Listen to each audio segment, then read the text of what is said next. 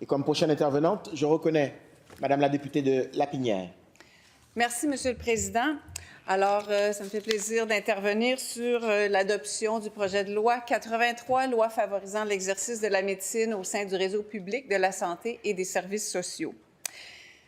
Je dirais, en commençant, qu'il y a loin de la coupe aux lèvres, et en cela, je fais référence, bien entendu, à l'écart entre l'intitulé du projet de loi numéro 83 et l'improbabilité que son entrée en vigueur comme loi atteigne l'objectif énoncé dans le titre, soit favoriser l'exercice de la médecine au sein du réseau public de la santé et des services sociaux.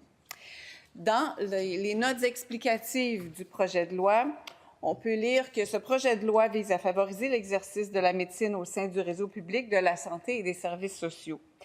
À cette fin, le projet de loi oblige tout nouveau médecin à participer pendant 5 ans au régime public institué par la loi sur l'assurance maladie avant de pouvoir devenir un professionnel non participant exerçant sa profession en dehors des cadres du régime.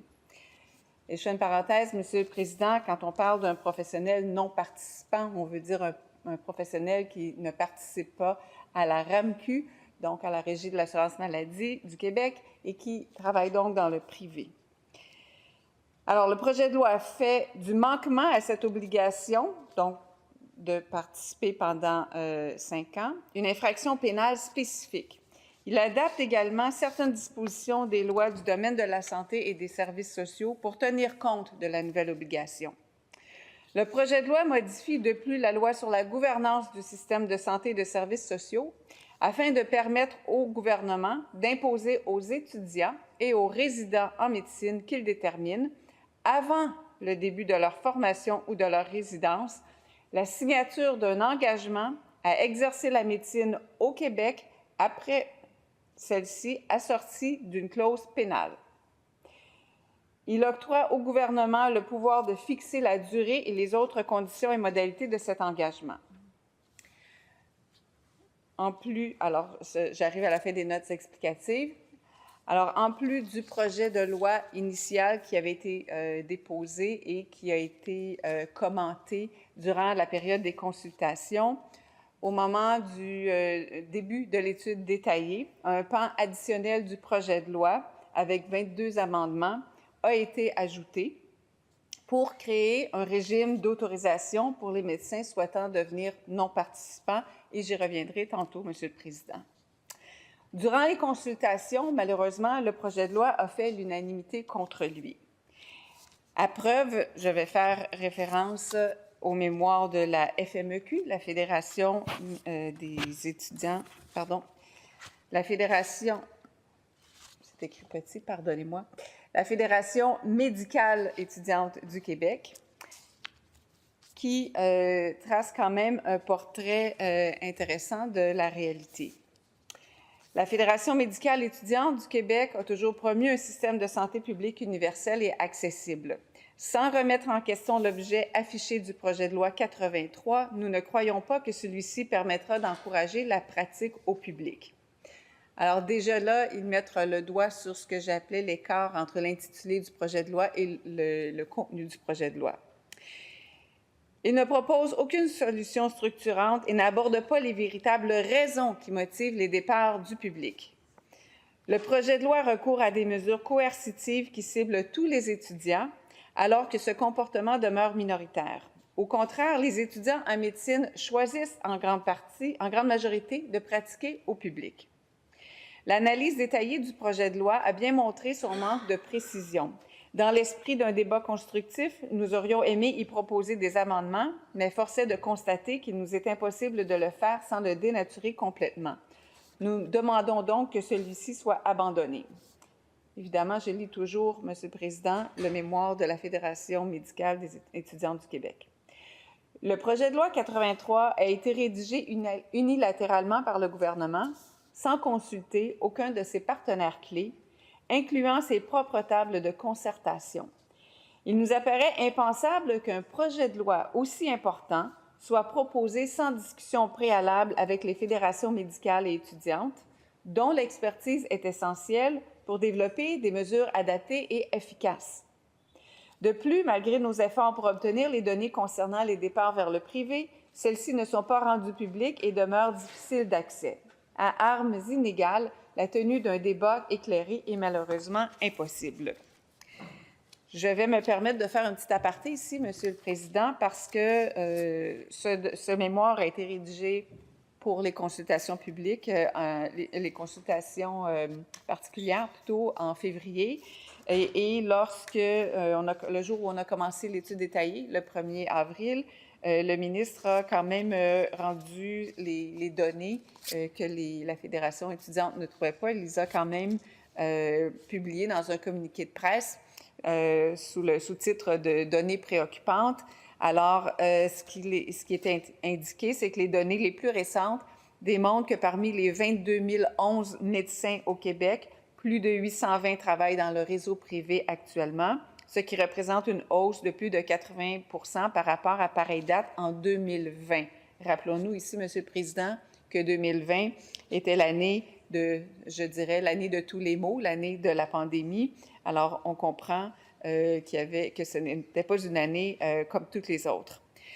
Et le communiqué poursuit en disant « Soulignons que dans les 3 derniers mois, près de 60 médecins de plus se sont désaffiliés du réseau public, et ce, en plus des 150 médecins, dont 145 spécialistes, qui ont alterné dans la dernière année entre le réseau privé et le réseau public. » Alors, quand on parle des médecins qui alternent entre le privé et le public, ce qu'on appelle communément le va-et-vient, il peut s'agir de médecins qui travaillent dans le réseau public, mais à un moment donné, n'ont pas les plateaux et le personnel nécessaires pour pouvoir faire des chirurgies et vont en faire dans le privé et puis vont revenir dans le public. Alors, c'est le va-et-vient qu'ils font.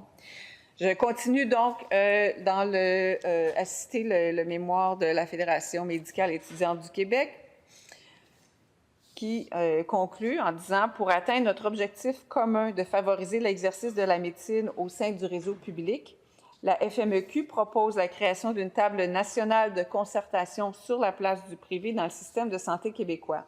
Cette table permettrait d'élargir le débat sur le privé en dehors du cadre limitant du projet de loi et d'explorer des mesures structurantes qui auraient dû être envisagées en premier lieu. Cette table permettrait aussi de rassembler tous les acteurs en santé, d'échanger de manière productive, de rassembler et de partager nos données afin de proposer des solutions réalistes et efficaces. Un sujet aussi important nécessite un réel débat de société. C'est la santé de notre réseau et celle de la population québécoise qui est en jeu. Alors, ça résumait bien l'esprit qu'on a entendu durant les consultations pour ce projet de loi.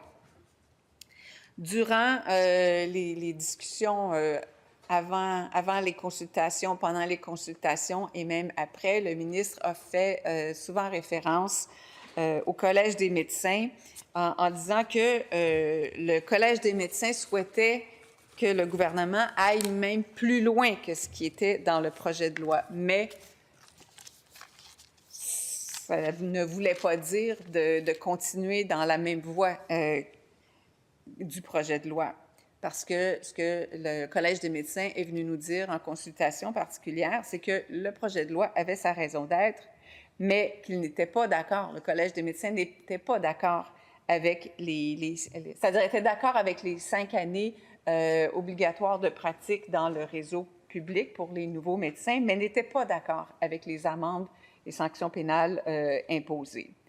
Sur ce point de vue-là, le Collège des médecins nous a dit qu'il trouvait que le projet de loi allait trop loin avec les mesures coercitives. Alors, il faut faire attention là, quand on dit que le Collège des médecins est d'accord avec nous. Il y avait des nuances. Oui, il y avait un accord, mais il y avait des nuances, et des nuances assez importantes qui ont été aussi relevées par d'autres experts, d'autres groupes qui sont venus durant les consultations particulières. Je vais me permettre, Monsieur le Président, aussi de faire référence au mémoire de l'AMC, l'Association médicale canadienne, qui nous disait ceci sur le projet de loi numéro 83, bien qu'animé par une volonté d'améliorer l'accessibilité aux soins, repose sur des mesures coercitives qui risquent d'avoir des effets contre-productifs sur la rétention des médecins dans le réseau public. L'imposition d'une obligation de service dans le régime public de 5 ans, la signature d'un contrat contraignant avant la résidence et l'introduction de clauses pénales pourrait dissuader les futurs médecins de s'installer au Québec et favoriser l'exode vers d'autres provinces ou vers le secteur privé dès la fin de leur engagement forcé, donc dès la fin des 5 ans. C'est ce que certaines personnes ont dit durant les consultations particulières comme étant un risque de dire, bon, ben là, ils n'ont pas le choix, ils veulent étudier en médecine au Québec, ils vont s'engager dès leur arrivée dans le programme de médecine, ils vont faire leurs 5 ans, après ils vont avoir fait leur temps, puis ils vont sacrer leur camp. C'est ça le risque d'une mesure coercitive. Bien entendu que le gouvernement ne souhaite pas ça, l'opposition ne souhaite pas ça non plus, personne ne souhaite ça, mais c'est un risque qui, à mon sens, est assez important pour ne pas le rejeter du revers de la main. Ce que nous disait aussi l'AMC face à ces constats, elle plaidait pour une approche fondée sur des incitatifs positifs et des réformes structurelles durables. La réduction du fardeau administratif, le renforcement des équipes médicales, le développement des campus régionaux et l'adoption de modèles inspirants ayant prouvé leur efficacité constituent des pistes concrètes pour améliorer la rétention des médecins sans avoir recours à des contraintes légales. De même, la complémentarité du secteur privé peut être un levier utile pour soutenir le réseau public à condition que cela se fasse dans un cadre financé par l'État et garantissant l'accessibilité aux soins pour tous. Donc, l'Association médicale canadienne invitait le gouvernement à privilégier une approche collaborative et incitative dans la réforme du système de santé. Malheureusement, ce n'est pas ce qui a été retenu. Les pénalités, les sanctions qui sont prévues, l'obligation de s'engager pour au moins 5 ans dans le réseau public, coûte que coûte, demeure dans le projet de loi qui nous est présenté pour adoption, Monsieur le Président. Et à ce titre, je vais vous lire un extrait du mémoire de la Fédération des médecins spécialistes du Québec qui disait que même si elle était consciente des enjeux que pose la présence accrue du privé et le départ des médecins vers d'autres juridictions, elle réprouve la méthode coercitive et arbitraire adoptée par le gouvernement du Québec. Non seulement elle ne contribuera pas à atteindre les objectifs escomptés en matière d'accessibilité aux soins, mais elle occulte les véritables problèmes qui affligent notre système de santé.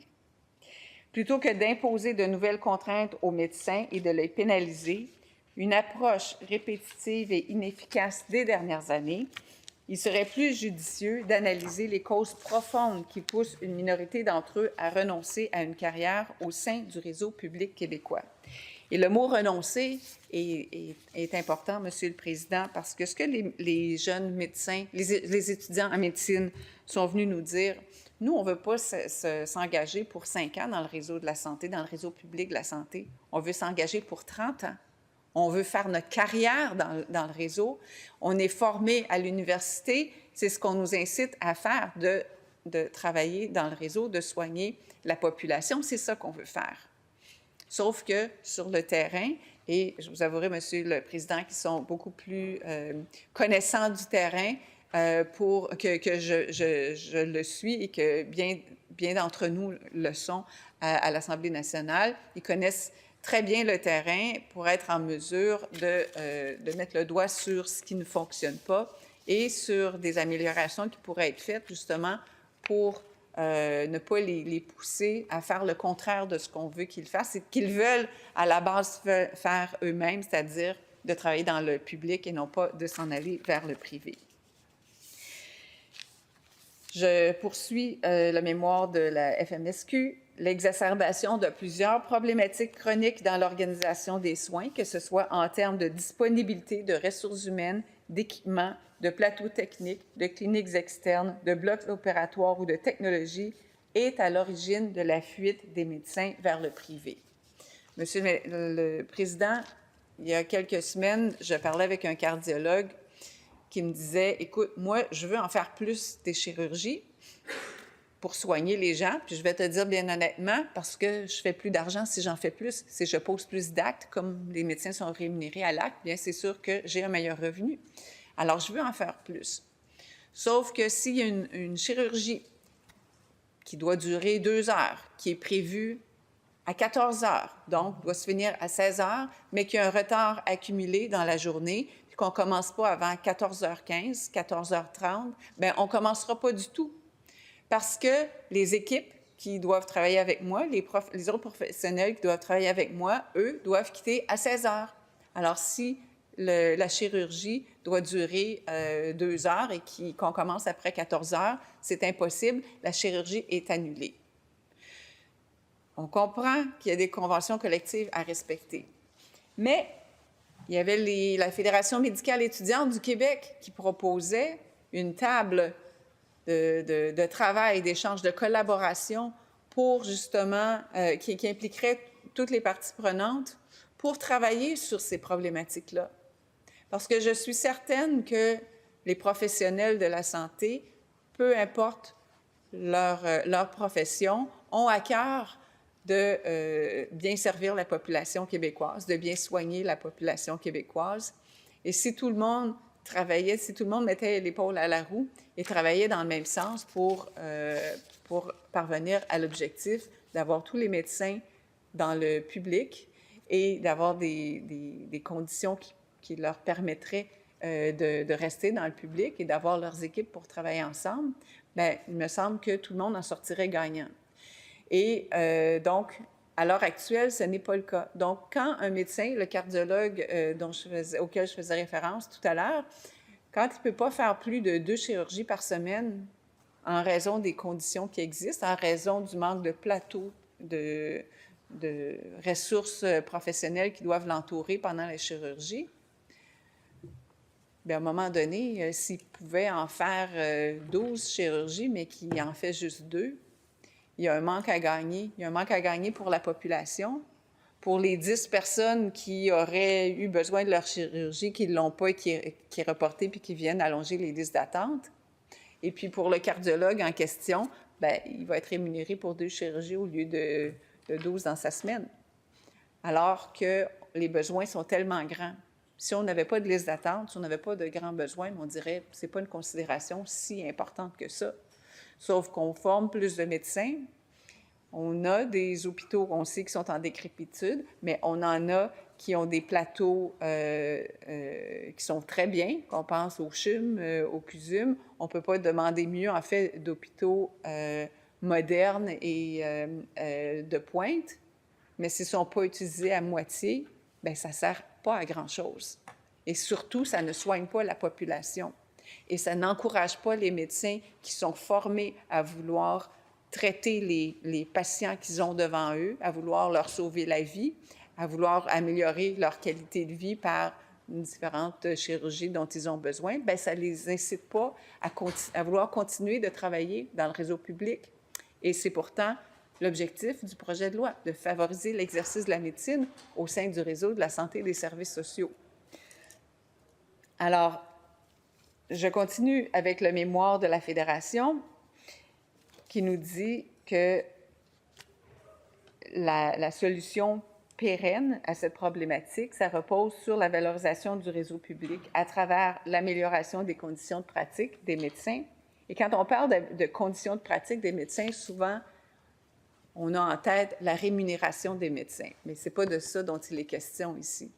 C'est vraiment la possibilité, pas la volonté, la possibilité de pratiquer, d'exercer la médecine dans le public.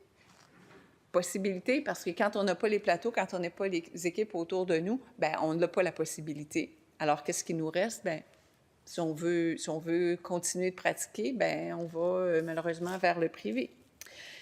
Alors, dévoués à soigner la population au quotidien, les médecins spécialistes demandent des ressources suffisantes pour offrir des soins dans des conditions adéquates et à la hauteur des attentes des patients. Malheureusement, tant que ces conditions continueront de se dégrader, ce sont les patients qui en subiront les plus lourdes conséquences. Il est indéniable que notre système de santé traverse une crise majeure où l'accessibilité aux soins représente un défi de taille. Toutefois, il est à la fois injuste et erroné d'en imputer la responsabilité à la relève médicale. Les autres professionnels de la santé et des services sociaux ne sont pas épargnés par l'attrait du privé. Nombreux sont-ils à délaisser le réseau public pour rejoindre ces rangs. Pourtant, les mesures contraignantes prévues dans le projet de loi visent exclusivement les médecins, sans équivalent chez les autres professionnels de la santé. Or, nous savons tous qu'une prise en charge efficace repose nécessairement sur une collaboration interdisciplinaire. Et je vous rassure, Monsieur le Président, ici, la FMSQ n'est pas en train de militer en faveur de mesures coercitives à l'endroit des autres professionnels de la santé, mais elle dénonce celles qui ciblent uniquement la relève médicale, donc les jeunes médecins. Et en ce qui a trait plus spécifiquement à l'obligation d'exercer au Québec, nous ne pouvons sous aucun prétexte accepter que les médecins fraîchement diplômés voient leur perspective de carrière entravée par une initiative ministérielle dénuée de sens. Une telle mesure ne ferait pas autrement obstacle au rayonnement du Québec, mais entraînerait également un appauvrissement académique et scientifique certain. À l'heure actuelle, de nombreux étudiants et résidents provenant d'autres provinces canadiennes et de l'international viennent se former au Québec, tout comme des étudiants et résidents québécois poursuivent leur formation ailleurs. Les contraintes du projet de loi risquent de réduire considérablement l'attractivité du Québec comme destination de formation et de compromettre la réciprocité des échanges dans le cadre de partenariats académiques interprovinciaux et internationaux. On dit souvent que ça coûte moins cher d'être formé, de faire des études en médecine au Québec que dans d'autres provinces ou d'autres pays, et c'est vrai. Par contre, les étudiants qui viennent d'ailleurs étudier dans nos facultés de médecine payent plus, comme dans les autres domaines d'études. Les étudiants étrangers payent toujours davantage que les étudiants québécois. Et c'est d'ailleurs pour ça que les universités actuellement au Québec ont tellement de difficultés financières parce qu'on leur a coupé les nombres d'étudiants étrangers. On a changé les règles du jeu au milieu de parcours d'études. Alors, ces étudiants comme ils payaient des droits de scolarité plus élevés que les étudiants québécois, mais amenaient beaucoup de financement aux universités qui sont malheureusement pénalisées par cela. Mais là où je veux en venir avec les étudiants en médecine, c'est qu'il ne faut pas oublier la réciprocité, le fait que nos étudiants au Québec peuvent aller étudier dans d'autres provinces ou d'autres pays aussi. Et pourquoi est-ce nécessaire? Mais c'est parce qu'il y a certaines spécialités qui sont données ailleurs, qui ne sont pas données ici. Alors, ces étudiants qui vont étudier ailleurs, faire une résidence, faire un fellowship dans une autre province ou un autre pays, et qui reviennent ensuite au Québec, c'est sûr qu'il y en a qui ne reviendront pas, mais il y en a quand même beaucoup qui reviennent. Bien, ils amènent cette expertise-là au Québec, et ce sont les patients québécois qui en profitent. Et c'est ça qu'on veut pour bien traiter les Québécois et les Québécoises dans notre système, dans notre réseau public de santé et services sociaux. À l'heure actuelle, de nombreux étudiants et résidents proviennent des autres provinces. Pardon, je me répète, Monsieur le Président, je me rends compte que j'allais relire le même paragraphe, je vais vous en passer. Mais il est dommage de devoir réitérer à nouveau à ce gouvernement que ce type d'initiative serait sans doute mieux reçue et qu'elle serait plus porteuse si elle faisait l'objet de véritables consultations et de négociations au préalable. Il faut souhaiter qu'un jour l'approche gouvernementale change pour le mieux-être de nos concitoyens. Alors, encore là, la FMSQ proposait une avenue semblable à celle de la Fédération médicale étudiante du Québec, c'est-à-dire qu'ils auraient préféré que des consultations, des discussions se fassent avant que le projet de loi soit rédigé tel qu'il tel qu'il a été rédigé et qu'on a dû étudier dans sa forme originale. Maintenant, il est question, je vous parlais des pénalités, des sanctions pénales, des amendes qui sont ciblées vers la relève médicale, vers les jeunes médecins. Et vraiment, c'est une pierre d'achoppement et c'était excessif comme amende. C'était à l'article 1 du projet de loi. Et la FMSQ nous dit bien dans quelle mesure ces pénalités sont dénoncées, sont démesurées et arbitraires. Dans son mémoire, et en page 11, la FMSQ dit elle réitère que l'imposition d'une obligation d'exercice dans le réseau public n'est pas la bonne solution pour freiner l'expansion du privé. Comme mentionné précédemment, le véritable enjeu ne réside pas dans la volonté des médecins de pratiquer dans le réseau, mais plutôt dans le manque criant de ressources mises à leur disposition.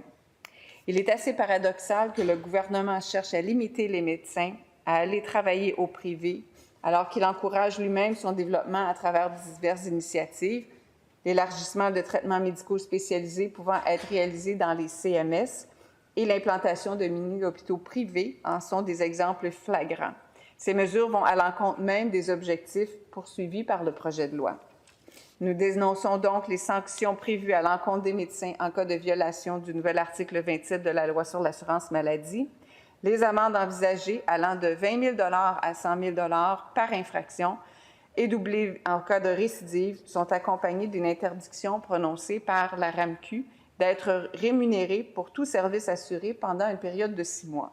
Ces sanctions sont totalement disproportionnées et excessives, représentent les mesures les plus sévères jamais imposées aux médecins en vertu de la Loi sur l'assurance maladie. Alors, à ce chapitre, Monsieur le Président, je vous dis que je suis tout de même satisfaite, à défaut d'avoir pu retirer le projet de loi en entier ou même l'article 1 qui est un des piliers du projet de loi. J'ai déposé un amendement qui a permis de faire réduire le montant des amendes. Donc, elles vont exister quand même, mais au moins, elles sont cohérentes avec les amendes qui sont prévues à l'article 22 de la Loi sur l'assurance maladie. Elles vont donc passer de 20 000 à 100 000 à 5 000 à 50 000 Et puis, en cas de récidive, au lieu d'être de 40 000 à 200 000, elles seront de 10 000 à 100 000 Alors, c'est un petit gain, je dirais, d'avoir réussi à réduire le montant des amendes, mais elles demeurent et puis ça risque d'avoir des effets délétères sur les jeunes étudiants et sur l'attractivité de nos programmes d'études en médecine et des résidences au Québec. Vous me permettrez aussi de faire référence à un autre des mémoires de la FMEQ.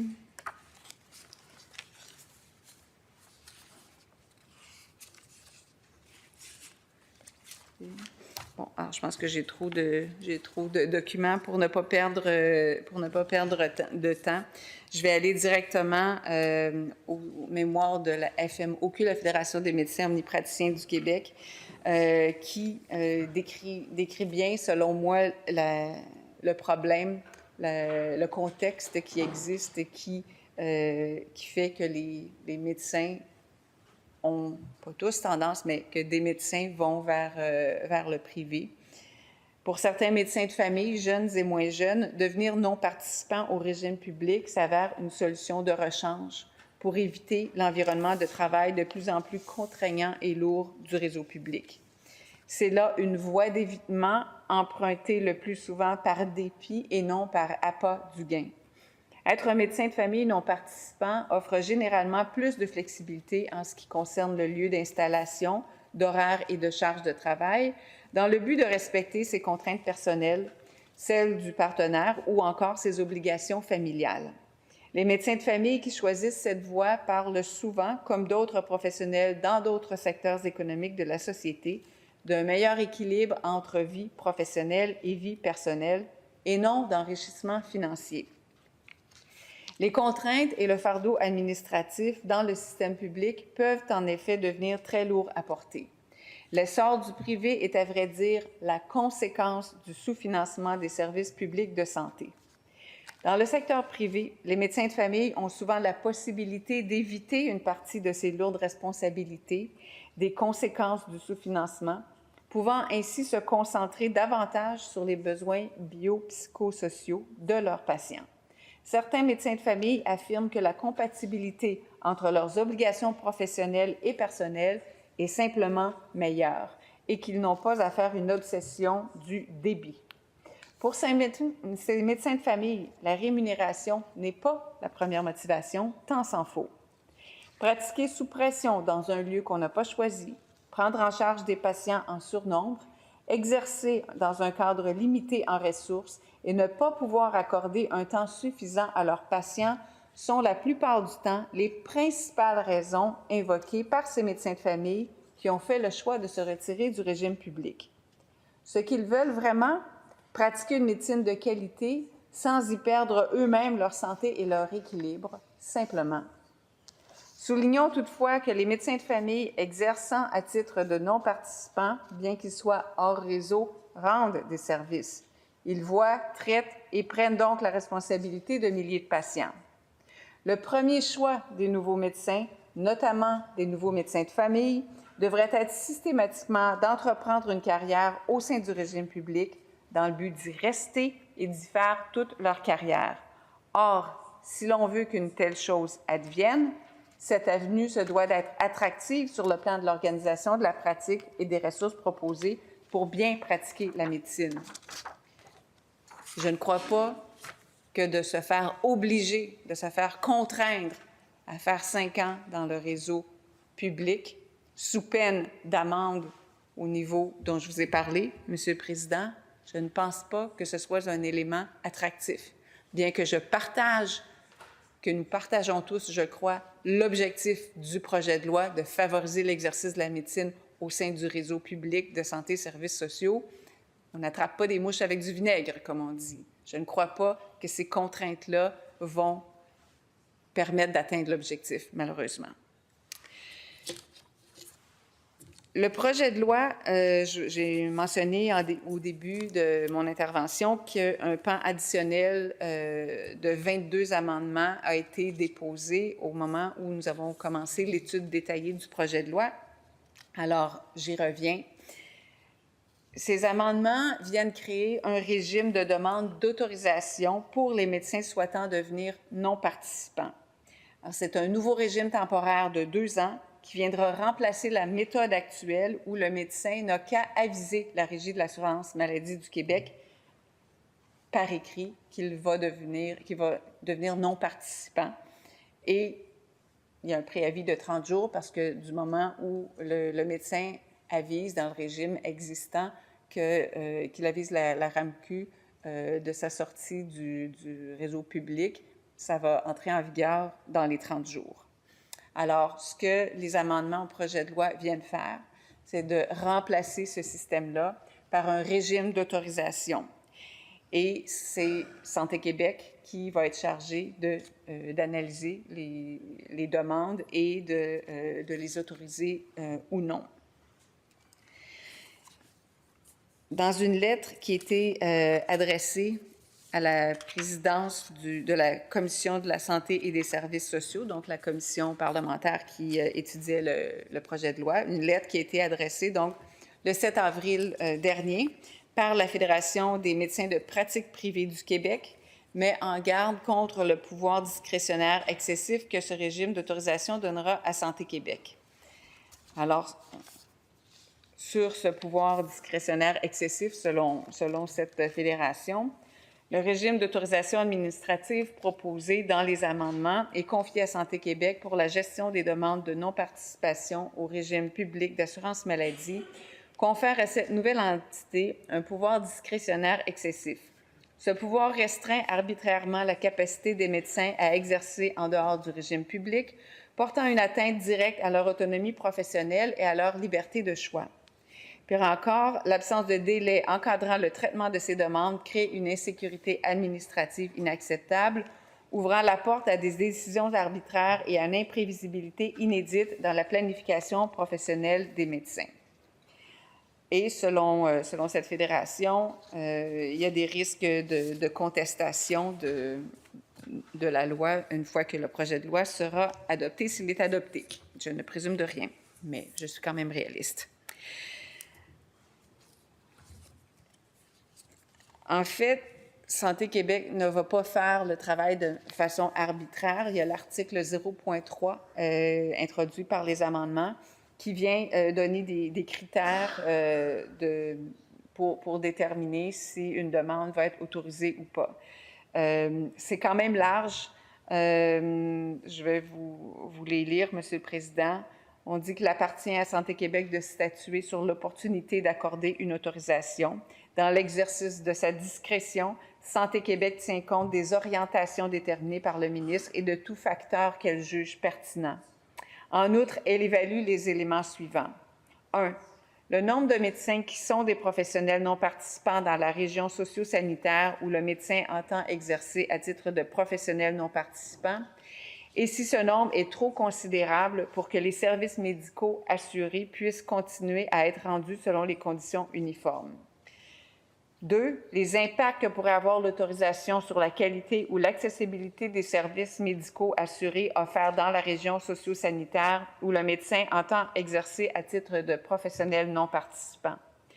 3. La capacité de mettre à contribution le médecin pour accroître la qualité et l'accessibilité des services médicaux assurés offerts dans la région socio-sanitaire où il entend exercer à titre de professionnel non participant.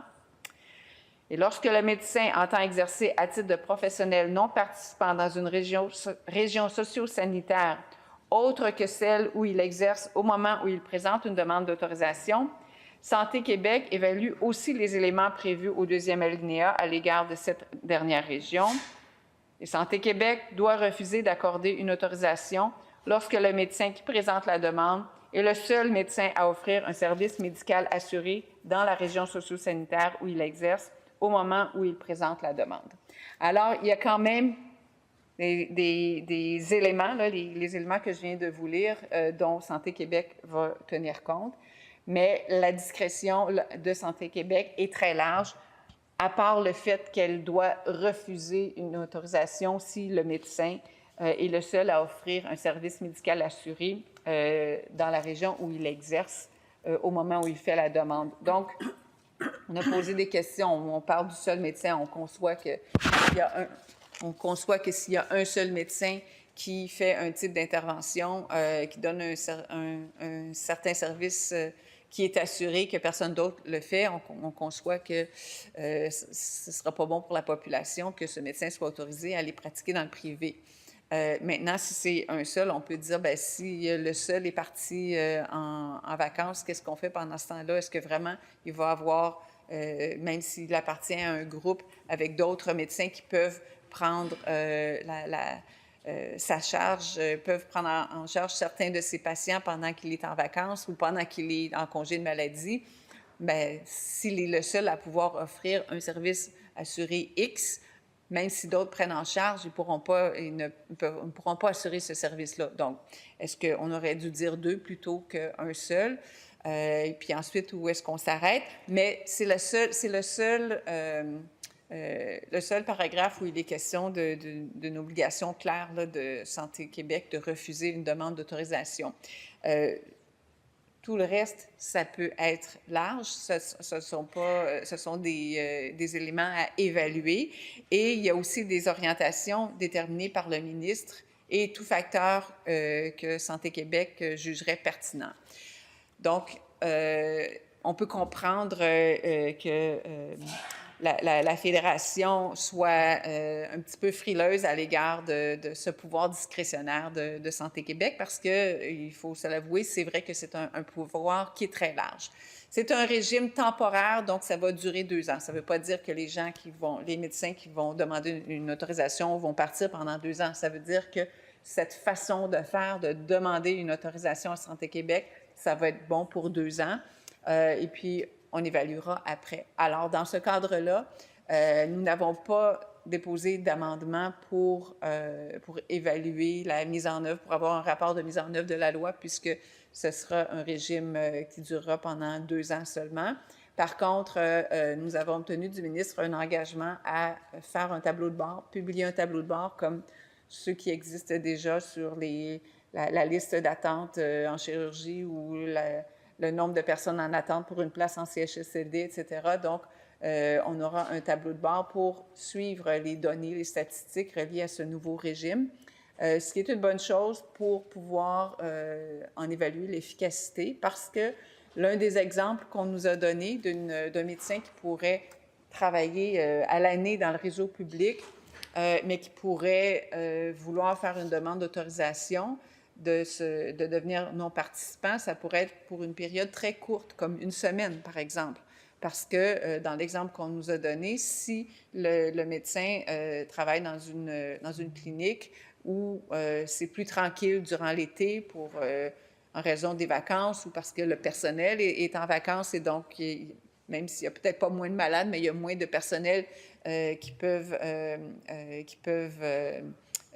contribuer, travailler avec le médecin pour certains traitements ou chirurgies.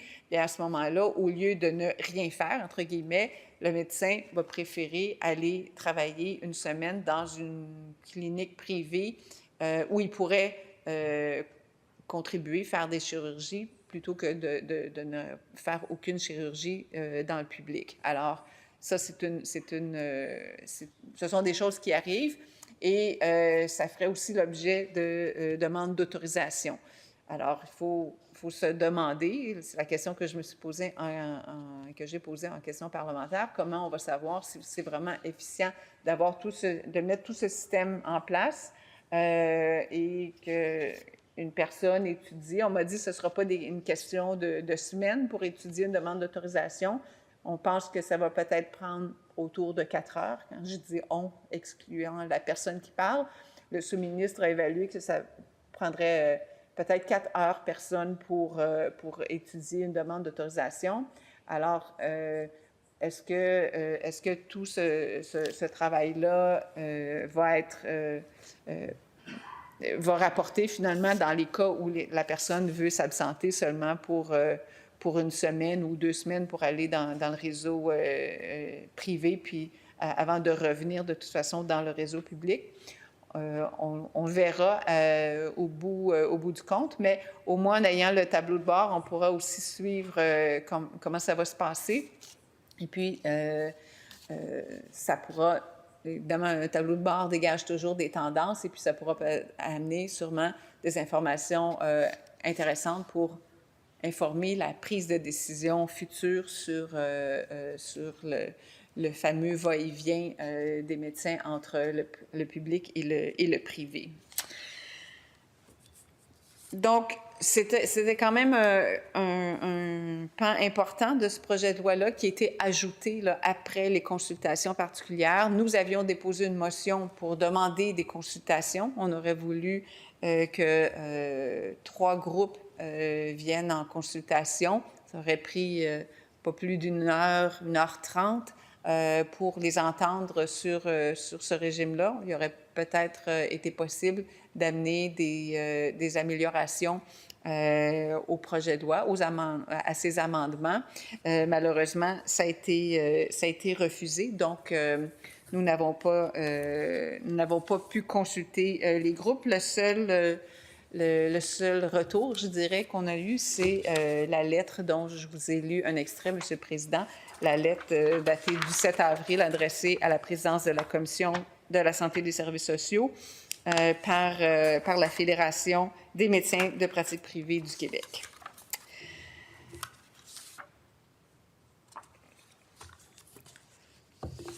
J'aurais, Monsieur le Président, aimé qu'on entende bien ce que nous disaient les gens. Je pense qu'en fait, on a bien écouté. Il y a eu un bon travail d'écoute durant les consultations. Plusieurs questions qui ont été posées, répondues, des personnes très éloquente. Je vous dis, Monsieur le Président, j'ai été impressionnée par les jeunes étudiants en médecine qui sont venus défendre leur point de vue. Ils étaient animés vraiment d'une passion et je me disais, si j'avais la malchance d'avoir une maladie, j'aurais confiance à ces jeunes-là pour me soigner parce que vraiment, ils ont le feu sacré. Ils veulent travailler dans le public. Ils veulent que le réseau fonctionne. Ils ont proposé une table avec tous les intervenants pour pouvoir améliorer ensemble, s'entendre ensemble vers un but commun d'améliorer le réseau de la santé et des services sociaux, notre réseau public auquel on tient beaucoup et qui est malmené, surtout depuis la pandémie, mais qui a été malmené aussi par des décennies. Je pense qu'on aurait eu... en tout cas, moi, j'aurais été plus satisfaite que d'autres amendements puissent être apportés ou même que le projet de loi soit retiré. J'ai pensé à un moment donné que c'est ce qui se passait parce qu'il s'est écoulé 7 semaines entre le moment où les consultations ont eu lieu et le moment où on a commencé l'étude détaillée. Je me disais, mais peut-être que le ministre a décidé de changer d'orientation. Ça aurait pu arriver, ça aurait été tout à son honneur. Mais ce que j'ai compris, c'est que non, en fait, il travaillait à ajouter un pan au projet de loi, ce fameux régime d'autorisation temporaire pour 2 ans, donc qui a été proposé sous la forme des 22 amendements. Alors, on en est là, Monsieur le Président. Les travaux en commission se sont bien passés. Le travail d'études détaillées a bien été. On a eu beaucoup de discussions parce que ce n'est pas un domaine qui est facile à comprendre et je voyais que c'était pas toujours facile à expliquer non plus. C'était pas facile de répondre à certaines de nos questions, notamment parce que le projet de loi est en fait muet sur comment qui va être touché, comment ça va, par exemple, un médecin qui a son permis d'exercice de la médecine et qui devient qui commence à pratiquer dans le réseau public, puis au bout d'un an, devient enceinte. Est-ce que le congé de maternité est-ce que le compteur de 5 ans va continuer de rouler pendant le congé de maternité ou si ça va s'arrêter, puis ça va recommencer quand la personne va revenir? La réponse qu'on a eue, c'est que le compteur va continuer de fonctionner. Même chose pour un congé de maladie. Et il y a tout plein d'autres situations. Et c'est pas... j'ai encore, malheureusement, de la difficulté à toutes les départager. Donc, ça va être intéressant de voir comment ça va évoluer. Et je pense qu'il faudra un grand exercice de communication, de clarté dans la communication pour que les jeunes médecins qui seront soumis à cet engagement, à cette obligation de travailler pendant 5 ans dans le réseau public au Québec, pour qu'ils sachent exactement ce qu'ils ont le droit de faire, ce qu'ils n'ont pas le droit de faire, et puis quelle est la meilleure avenue pour eux pour poursuivre leur carrière, pour offrir les meilleurs soins à la population du Québec. Alors, ça va être un défi, je pense, de rendre ça clair parce que tout n'était pas absolument clair. Même en commission, on a eu des réponses. Des fois, le lendemain, la réponse était un petit peu différente ou on croyait comprendre différemment les choses. Alors, ça va être un défi de faire tout ça, de rendre tout ça clair et limpide. Maintenant, je ne peux qu'espérer que ça va fonctionner, qu'on aura moins de va-et-vient, qu'on aura moins de médecins qui voudront quitter le public pour le privé. Mais j'ai mes doutes. Je ne pense pas que ce projet de loi va y arriver. Le ministre a bien dit que c'était une chose parmi plein d'autres choses. Pas plus tard qu'hier, on était interpellé par le fait que, bien, justement, cette chose que vous êtes en train de faire en voulant adopter ce projet de loi, ça va venir défaire plein d'autres petites choses qui ont été faites ces dernières années pour encourager les médecins, les jeunes médecins, à aller vers la médecine de famille plutôt que d'aller vers une autre spécialité. Alors, on avait les chiffres hier sur le nombre, je crois que c'était 453 jeunes médecins qui ont fait le choix d'aller vers la médecine de famille pour leur résidence. C'est beaucoup comparativement aux postes qui restaient vides par le passé. Donc, il faut reconnaître qu'il y a eu des efforts qui ont été faits au fil des ans pour en venir jusqu'ici, parce qu'on comprend qu'une formation en médecine, c'est quand même, ça s'étale sur plusieurs années. Alors, pour en arriver aujourd'hui, en 2025, avec ce nombre de résidents qui choisissent la médecine de famille, ça veut dire que les efforts ont porté fruit. Et là, on arrive, bang, vous avez des obligations, vous êtes sous la contrainte, puis si vous ne les respectez pas, vous allez avoir des amendes, puis si vous récidivez, vous allez avoir des amendes encore plus salées. Puis vous ne pourrez pas être rémunéré par la RAMQ pendant un certain temps. C'est contre-productif. C'est vraiment contre-productif. Et ce n'est pas comme ça qu'on va s'assurer d'avoir des jeunes médecins plein d'ardeur, avec le feu sacré, qui vont vouloir se consacrer au réseau public de la santé et des services sociaux au Québec, qui vont vouloir faire leurs études au Québec, parce qu'on veut avoir les meilleurs, on veut que nos meilleurs jeunes Québécois et Québécoises soient dans nos facultés de médecine et puissent bien servir la population. Malheureusement, je ne crois pas que ce projet de loi-là va nous aider en ce sens. Je comprends que c'est pas un projet de loi qui peut tout régler, ça, on s'entend là-dessus, je pense que c'est assez unanime. Mais ce projet de loi, d'après tout ce qu'on a entendu des personnes sur le terrain, me semble qu'il risque vraiment d'avoir l'effet contraire qui est visé par le projet de loi, donc d'améliorer la pratique de la médecine, de favoriser l'exercice de la médecine dans le réseau, et c'est malheureux. Alors, pour toutes ces raisons, Monsieur le Président, même si on a eu de bonnes discussions durant l'étude détaillée du projet de loi, même si un amendement a été accepté et un engagement du ministre pour un tableau de bord sur le nouveau régime d'autorisation des médecins qui veulent sortir du réseau pendant un certain temps, malgré donc les bons échanges et le travail qui a été fait avec sérieux durant la commission, nous allons devoir voter contre ce projet de loi. Merci beaucoup, Monsieur le Président. Merci, Madame la députée de Lapinière.